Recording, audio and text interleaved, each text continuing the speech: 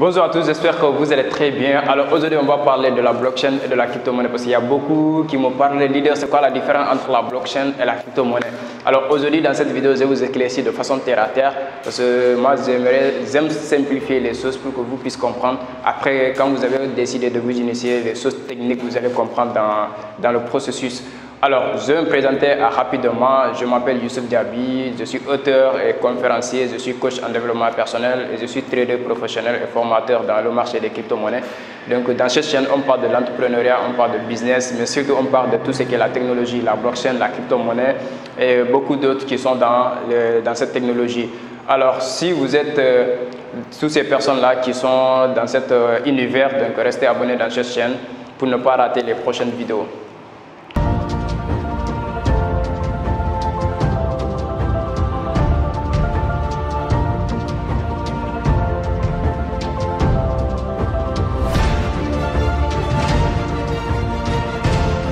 Alors, ici, on va parler, c'est quoi la blockchain? D'abord, quand on entend blockchain, c'est un mot anglais, on va venir sur la base en français, c'est une chaîne de blocs. Quand on parle de chaîne de blocs, ce qui veut dire que c'est un registre où il n'y a pas d'intermédiation. Tous les événements ou toutes les transactions, tout ce que nous faisons va se passer dans cet registre et de façon sécurisée, transparente. Donc, supposons dans les années à venir, vous allez voir que même les appels téléphoniques, ça va passer par la blockchain, d'où il n'y aura pas le contrôle. Ce qui veut dire que ce n'est pas ni Sonatel qui va contrôler vos appels, ni l'État qui vont savoir qui a appelé qui, qu'est-ce qu'il dit. Donc, tout va se passer dans la blockchain de façon transparente. Alors, mais aujourd'hui, on parle de tout ce qui est la blockchain, tout ce qui est la crypto-monnaie, tout ce qui est les NFT, le métavers, toutes ces grandes choses qui se passent dans la blockchain. Donc, ce qui veut dire que la crypto-monnaie n'est qu'une partie de la blockchain.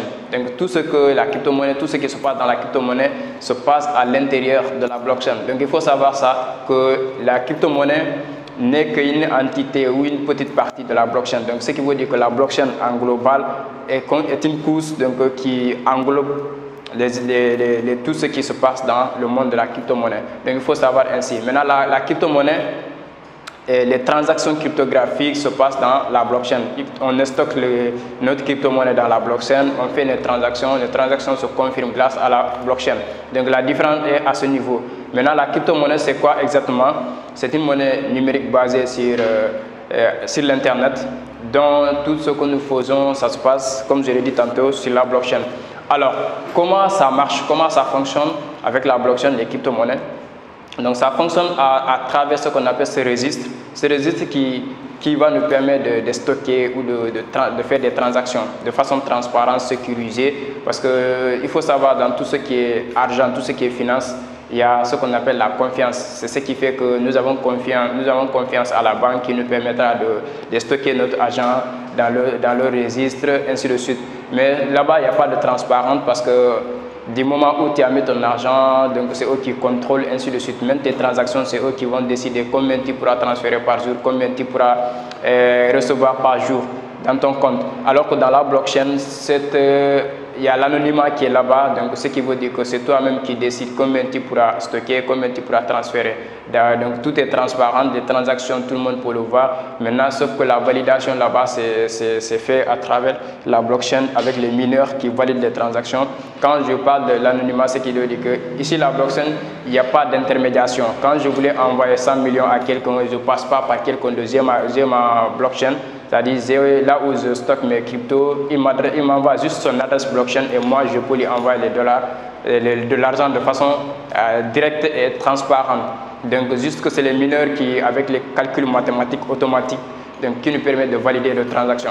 Alors au-delà de tout ça, la crypto-monnaie, c'est un marché auquel donc, il y a ce qu'on appelle la fluctuation et la volatilité, c'est-à-dire qui fonctionne en fonction de l'offre et de la demande. Vous verrez actuellement le Bitcoin il est à 23 000, demain il devient à 20 000, avant-hier il était à 24 000, ainsi de suite. Donc tout ça c'est dû par l'offre et de la demande.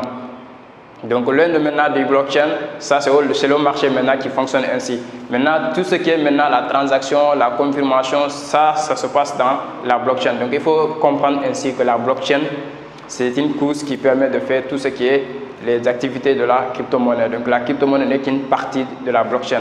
Donc au-delà de tout ça, il y a ce qu'on appelle les NFT, il y a les métaverses, ainsi de suite. Donc toute cette entité, c'est la nouvelle révolution qui est là. Donc ce qui veut dire qu'il y aura plus, la blockchain est là pour faciliter les choses, pour rendre les choses de façon directe, de façon transparente et de façon autonome. Donc il faut comprendre la blockchain ainsi. Son rôle c'est de faciliter la transaction, faciliter les échanges, faciliter la sécurité des choses et mettre les choses de façon autonome de telle sorte que tout le monde soit propriétaire de ce qu'il a. Donc il y aura sans contrôle, sans contrôle, ce qui veut dire qu'il n'y a pas d'organe central, il n'y a pas l'État qui contrôle, il n'y a pas les banques qui contrôlent. Donc c'est toi le propriétaire et c'est à toi que ça engage. Comprenez les différences comme ça. Donc la crypto-monnaie n'est qu'une petite partie. Donc du moment où vous voulez vous lancer dans la crypto-monnaie, moi je vous conseille d'abord de comprendre le fonctionnement de la blockchain. Et ce qui est le plus fantastique dans tout ça, du moment où tu comprends la vision de blockchain, c'est-à-dire sa mission, quel est son avenir, tu vas essayer de comprendre en global. Maintenant, tu vas essayer pour le moment de se spécialiser sur quelque chose parce que les choses sont en train de se suivre perpétuellement. La crypto-monnaie, les NFT, après les metaverses aussi qui vont venir, qui sont en train de se développer petit à petit. Donc tu vas suivre le rythme de la blockchain, ainsi tu ne seras pas en retard. Voilà une petite vidéo que je voulais faire pour t'éclaircir ces choses, pour que tu vas s'aventurer dans le monde de la crypto-monnaie. Tu vas essayer d'abord de comprendre c'est quoi la blockchain, comprendre sa vision en global et ainsi tu pourras avoir un maximum d'informations et tu vas même te surpasser et pouvoir comprendre l'avenir même de cet univers. Donc si la vidéo t'a plu, tu peux liker, abonner et surtout partager au maximum de personnes pour que nous ne soyons pas en retard comme nous l'avons fait avec l'internet. Donc cette fois-ci, nous ne devons pas être en retard. Il faut qu'on soit sur le train pour comprendre comment fonctionne ce monde-là. Donc merci à toi et à très bientôt.